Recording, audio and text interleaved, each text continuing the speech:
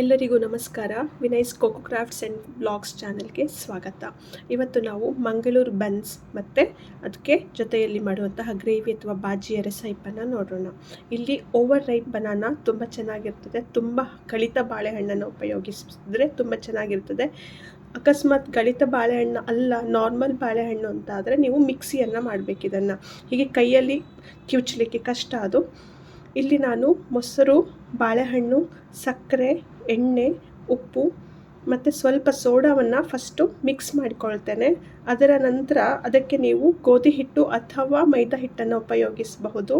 ಇಲ್ಲದಿದ್ದರೆ ಎರಡನ್ನೂ ಸಹ ಹಾಕಬಹುದು. ನಾನಿಲ್ಲಿ ಸ್ವಲ್ಪ ಮೈದಾ ಹಿಟ್ಟು, ಜಾಸ್ತಿ ಗೋಧಿ ಹಿಟ್ಟನ್ನು ಉಪಯೋಗಿಸಿದ್ದೇನೆ. ಇದೆಲ್ಲ ಅಳತೆ ಎಲ್ಲ ನಿಮ್ಮ ಇಷ್ಟಕ್ಕೆ ಉಪಯೋಗಿಸ್ಬೋದು. ಯಾವ ರೀತಿಯ ಬಾಳೆಹಣ್ಣನ್ನು ಉಪಯೋಗಿಸ್ತಿದ್ದೀರಾ, ಮೊಸರನ್ನು ಉಪಯೋಗಿಸ್ತಿದ್ದೀರಾ ಅಥವಾ ಮಜ್ಜಿಗೆಯನ್ನು ಉಪಯೋಗಿಸ್ತಿದ್ದೀರಾ ಅದರ ಮೇಲೆ ಡಿಪೆಂಡ್ ಆಗ್ತದೆ. ಅಳತೆ ಸ್ವಲ್ಪ ಹೆಚ್ಚು ಕಡಿಮೆ ಆದರೂ ಈ ರೆಸಿಪಿಯಲ್ಲಿ ಯಾವ ಪ್ರಾಬ್ಲಮ್ಮು ಸಹ ಬರೋದಿಲ್ಲ. ಸೊ ಇದು ಸ್ವಲ್ಪ ಗ್ಯಾಷಿಯಸ್ ನೇಚರ್ ಆಗಿರೋದ್ರಿಂದ ನೀವು ಜೀರಿಗೆಯನ್ನು ಉಪಯೋಗಿಸಿದರೆ ಟೇಸ್ಟು ಸಹ ಚೆನ್ನಾಗಿರ್ತದೆ. ನಾರ್ಮಲ್ ಚಪಾತಿಗೆ ಹಿಟ್ಟನ್ನು ನಾದ್ಕೊಂಡಂತೆ ನಾದ್ಕೊಳ್ಬೇಕು. ನೀರಿನ ಬದಲು ಮಜ್ಜಿಗೆ ಅಥವಾ ಮೊಸರಿನಲ್ಲಿ ನೀವು ಈ ಹಿಟ್ಟನ್ನು ಕಲಿಸ್ಕೊಳ್ಬೇಕು ಅಷ್ಟೇ. ಹೋಟೆಲ್ಗಳಲ್ಲಿ ಸಿಗುವಂತಹದ್ರಲ್ಲಿ ಮೈದಾವನ್ನು ಉಪಯೋಗಿಸಿರ್ತಾರೆ. ನಾನಿಲ್ಲಿ ಮೈದಾ ಸ್ವಲ್ಪ ಪ್ರಮಾಣದಲ್ಲಿ, ಗೋಧಿ ಹಿಟ್ಟನ್ನು ಜಾಸ್ತಿ ಪ್ರಮಾಣದಲ್ಲಿ ಉಪಯೋಗಿಸಿದ್ದೇನೆ. ಟೆಕ್ಸ್ಚರ್ ಸ್ವಲ್ಪ ಡಿಫರೆಂಟ್ ಆಗ್ತದೆ. ಮೈದಾದಲ್ಲಿ ಮಾಡಿದ ಟೆಕ್ಸ್ಚರ್ಗೂ ಗೋಧಿ ಹಿಟ್ಟಿನಲ್ಲಿ ಮಾಡಿದ ಟೆಕ್ಸ್ಚರ್ಗೂ ಡಿಫರೆನ್ಸ್ ಇದ್ದೇ ಇದೆ. ಅದು ಅವರವರ ಇಷ್ಟಕ್ಕೆ. ಇದಕ್ಕೆ ಗ್ರೇವಿಗೆ ಬೇಕಾದಂತಹ ಯಾವುದೇ ನೀವು ಬೇಳೆಕಾಳುಗಳನ್ನು ಉಪಯೋಗಿಸ್ಬೋದು. ನಾನಿಲ್ಲಿ 1 ಮುಷ್ಟಿಯಾಗುವಷ್ಟು ವಟಾಣಿ, 1 ಮುಷ್ಟಿಯಾಗುವಷ್ಟು ಕಾಬೂಲ್ ಕಡಲೆ ಮತ್ತು 1 ಮುಷ್ಟಿಯಾಗುವಷ್ಟು ತೊಗರಿ ಬೇಳೆಯನ್ನು ಒಂದು 5-6 ಗಂಟೆಗಳ ಕಾಲ ನೆನೆಸಿ ಇಟ್ಟಿದ್ದೇನೆ. ಅದನ್ನು 5-6 ಗಂಟೆಗಳ ನಂತರ ಕುಕ್ಕರಲ್ಲಿ ವಿಸಲ್ ಮಾಡಿಕೊಳ್ಳಿ. ತರಕಾರಿ, ನಿಮ್ಮಿಷ್ಟದ ತರಕಾರಿಯನ್ನು ಹಾಕಬಹುದು. ನಾನಿಲ್ಲಿ ಆಲೂಗಡ್ಡೆ, ಕ್ಯಾಪ್ಸಿಕಮ್ ಮತ್ತು ಕ್ಯಾರೆಟನ್ನು ಉಪಯೋಗಿಸಿದ್ದೇನೆ. ಸೈಡ್ ಬೈ ಸೈಡ್ ನೀವು ಎಣ್ಣೆಯನ್ನು ಸಹ ಡೀಪ್ ಫ್ರೈ ಮಾಡಲಿಕ್ಕೆ, ಬನ್ಸನ್ನು ಡೀಪ್ ಫ್ರೈ ಮಾಡಲಿಕ್ಕೆ ಕಾಯಲಿಕ್ಕೆ ಇಟ್ಬಿಡಿ ಲೋ ಫ್ಲೇಮಲ್ಲಿ. ತರಕಾರಿಗಳನ್ನು ಒಂದು ಸಲ ಬೇಳೆಗಳು ಬೆಂದ ಮೇಲೆ ಅಥವಾ ಕಾಳುಗಳು, ನೆನೆಸಿಟ್ಟಂತಹ ಕಾಳು ಅಥವಾ ಬೇಳೆ ಯಾವುದೇ ಆಗಲಿ, ಅದು ಬೆಂದ ಮೇಲೆ ಅದರೊಟ್ಟಿಗೆ ಈ ತರಕಾರಿಗಳನ್ನು ಸಹ ಹಾಕಿ, ಜೊತೆಯಲ್ಲಿ ಸ್ವಲ್ಪ ಉಪ್ಪು, ತುಪ್ಪ ಅಥವಾ ಎಣ್ಣೆ, ಜೀರಿಗೆ, ಹಿಂಗು, ಮೆಂತ್ಯ, ಹಲ್ದಿ ಮತ್ತು ಸ್ವಲ್ಪ ಚಕ್ಕೆ, ಲವಂಗ, ಈ ರೀತಿಯ ಗರಂ ಮಸಾಲೆಯ ಸ್ವಲ್ಪವೇ ಸ್ವಲ್ಪ ಚಿಕ್ಕ ಚಿಕ್ಕ ಪೀಸ್ಗಳನ್ನು ಆ್ಯಡ್ ಮಾಡಿ ಒಂದು ವಿಸಲ್ ಹಾಕಿಸಿ ಸಾಕಾಗ್ತದೆ ಇದರಲ್ಲಿ.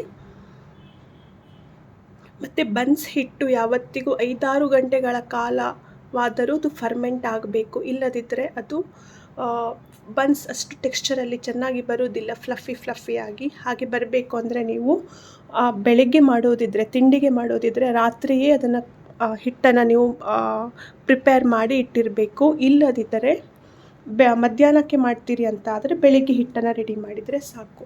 ನಾನಿಲ್ಲಿ ಗ್ರೇವಿಗೆ ಮಸಾಲೆಗಳನ್ನು ರುಬ್ಬಲಿಕ್ಕೆ ತೆಂಗಿನ ತುರಿ, ಪುಟಾಣಿ ಬೇಳೆ, ಹಸಿಮೆಣಸು, ಹುಣಸೆಹಣ್ಣು, ಕೊತ್ತಂಬರಿ ಸೊಪ್ಪನ್ನು ತೆಗೆದುಕೊಂಡಿದ್ದೇನೆ. ಸ್ವಲ್ಪ ಚಕ್ಕೆ, ಲವಂಗ, ಕಾಳು ಮೆಣಸನ್ನು ಹಾಕಿದ್ದೇನೆ.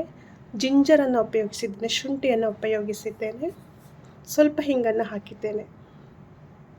ಇದೆಲ್ಲವನ್ನು ಸಹ ನೀವು ಹಸಿಯಾಗಿ, ಯಾವುದನ್ನು ಹುರಿಯೋ ಅವಶ್ಯಕತೆ ಇಲ್ಲ, ರುಬ್ಬಿಕೊಂಡು ಅದೇನು ಕುಕ್ಕರಲ್ಲಿ ನೀವು ಬೇಳೆ ಮತ್ತು ತರಕಾರಿಗಳನ್ನು ಬೇಯಿಸಿದ್ರಲ್ವ ಅದರೊಟ್ಟಿಗೆ ಹಾಕಿ ಚೆನ್ನಾಗಿ 2 ಕುದಿ ಲೋ ಫ್ಲೇಮಲ್ಲಿ ಕುದಿಸಿಕೊಳ್ಳಿ.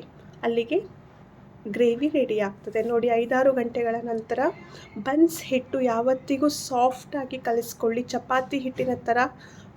ಚಪಾತಿ ಹಿಟ್ಟಿನ ಹದದಲ್ಲಿ ಗಟ್ಟಿಯಾಗಿ ಬೇಡ, ಸ್ವಲ್ಪ ಸಾಫ್ಟ್ ಇದ್ದರೆ ಒಳ್ಳೆಯದು.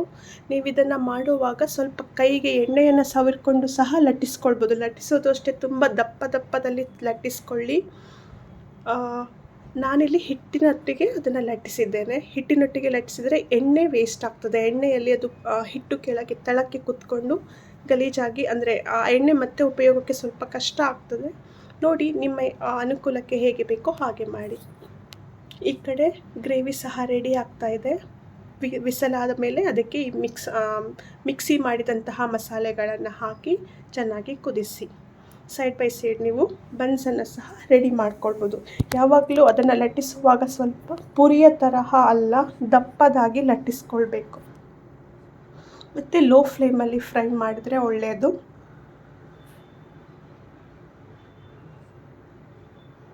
ಓವರ್ ರೈಪ್ ಬನಾನಾಗಳಿದ್ದಾಗ ಈ ರೆಸಿಪಿ ಚೆನ್ನಾಗಿರುತ್ತೆ ಮತ್ತು ಒಳಗಡೆ ನೋಡಿ ಎಷ್ಟು ಸಾಫ್ಟಾಗಿ ಬರ್ತದೆ. ನಮ್ಮ ಚಾನಲನ್ನು ವೀಕ್ಷಿಸಿದ್ದಕ್ಕೆ ಧನ್ಯವಾದ. ಯಾರೆಲ್ಲ ಸಬ್ಸ್ಕ್ರೈಬ್ ಮಾಡಿಲ್ಲವೋ ದಯವಿಟ್ಟು ಸಬ್ಸ್ಕ್ರೈಬ್ ಮಾಡಿ. ಇಷ್ಟ ಆದರೆ ನಿಮ್ಮ ಫ್ರೆಂಡ್ಸ್ ಒಟ್ಟಿಗೆ ರೆಸಿಪಿನ ರೆಸಿಪಿನ ಲಿಂಕನ್ನು ಶೇರ್ ಮಾಡಿ. ಧನ್ಯವಾದ.